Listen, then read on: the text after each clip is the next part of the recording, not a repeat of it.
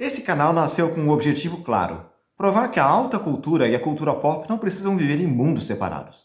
É por isso que eu produzo tantos conteúdos associados com a cultura pop e com a literatura, entre outras abordagens. Mas além disso, eu quero que essa página, que esse canal, seja um porto seguro para você que deseja publicar seu livro, para você que é um escritor iniciante. Por isso hoje nós falamos sobre os 4 erros que todo escritor iniciante comete, que eu tenho visto aqui então nas minhas análises, no meu trabalho enquanto leitor crítico. Tudo isso e muito mais depois da vinheta.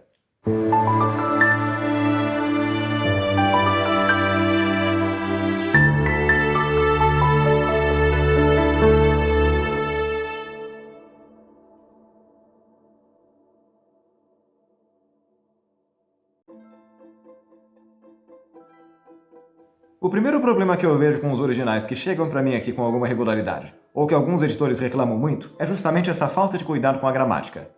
Por mais que pareça uma coisa um pouco óbvia, muitas pessoas pecam, mas pecam muito nesse tipo de produção. Você manda um texto para a editora e você vê aquela falta de concordância, aquela falta de coerência, você vê acentos que faltam, uma pontuação que não está acontecendo de maneira adequada, etc. Nós temos vários pequenos probleminhas gramaticais que não acontecem, e isso, caros, o seu texto, logo nas primeiras páginas, é um cartão de visitas. Se você apresenta um cartão de visitas mal elaborado, o editor vai descartar o seu texto em 5 minutos. Eu já vi isso acontecer, e eu mesmo já descartei vários textos em algumas competições que aconteceram, justamente porque as pessoas não escreviam bem.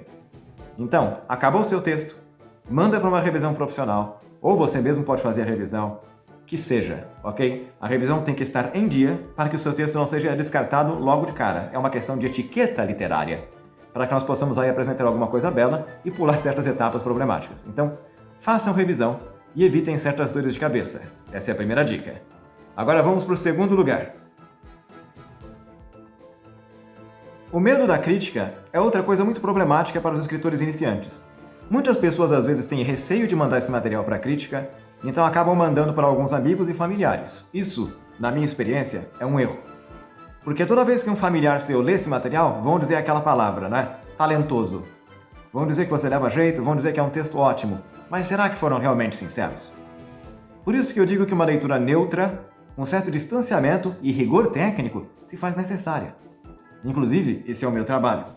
Caso você queira analisar sua obra nessa perspectiva, eu vou analisar se a sua narrativa sustenta aquilo que se propõe, vou analisar a profundidade de personagens, vou analisar tudo que o seu texto precisa melhorar para que ele se encaixe um pouco melhor nesse mercado editorial. Então, eu faço esse rigor técnico. Caso quiserem ter essa conversa, mandem uma mensagem no meu WhatsApp. Vou deixar aqui o QR Code para vocês. Tá?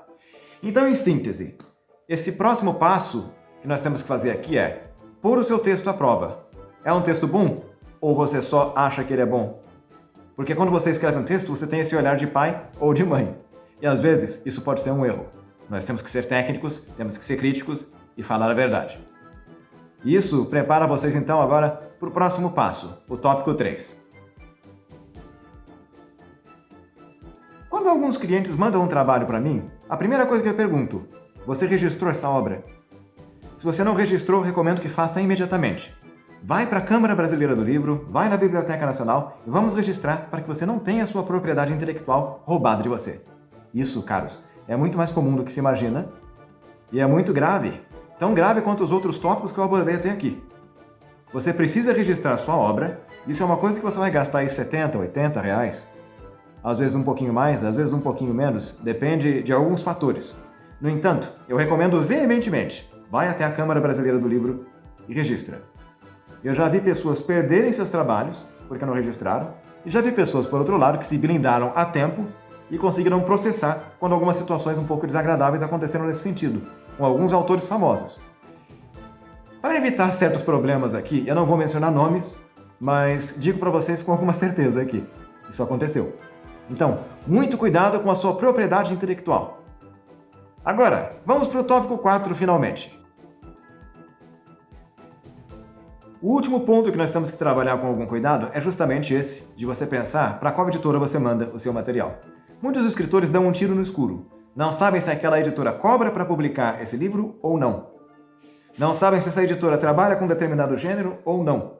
Então o próximo passo é: estudem o mercado, vejam quais editoras trabalham com esse gênero. Recentemente eu tive um caso, uma pessoa que trabalhou com literatura erótica mandou para algumas editoras esse livro e recebeu um não sonoro, muito embora fosse um livro magistralmente escrito, um livro muito bom. Mas a editora não trabalha com esse gênero, recebeu esse não, ficou um pouco chateado, tudo bem.